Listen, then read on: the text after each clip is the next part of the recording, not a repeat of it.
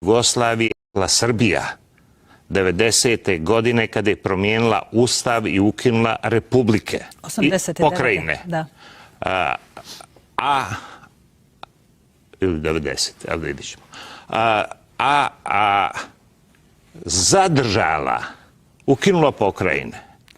Administrativno se unijela novu autonomiju. Ekonomski i finansijski i sigurnosno se izdvojilo u dobroj mjeri od Jugoslavije i saopštila da će poštovati savezne zakone samo u mjeri u kojoj to njoj treba. I ušla u monetarni sistem i uzela $1.400.000. Milijardu i 400 miliona dolara, da. 18 milijardi dinara, mislim, da. Da, govorimo o dolarima sada.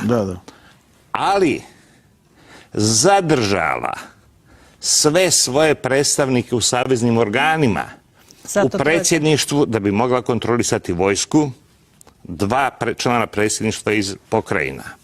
U Vijeću republika i pokrajina zadržala poslanike. U saveznom i saveznoj vladi zadržala sve kako bi ostvarila kontrolu.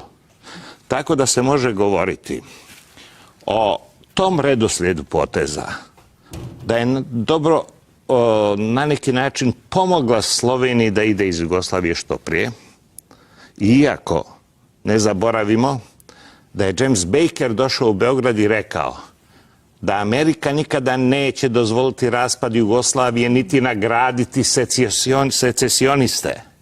Srbija je jedva čekala da dobije na većini u predsjedništvu, da ode Slovenija, iako je Slovenija i Hrvatska predlagale konfederalni ugovor koji nikada nije bio prihvaćen, a kasnije Bosna i Makedonija predlagale stepenastu federaciju koja nikad nije bila prihvaćena.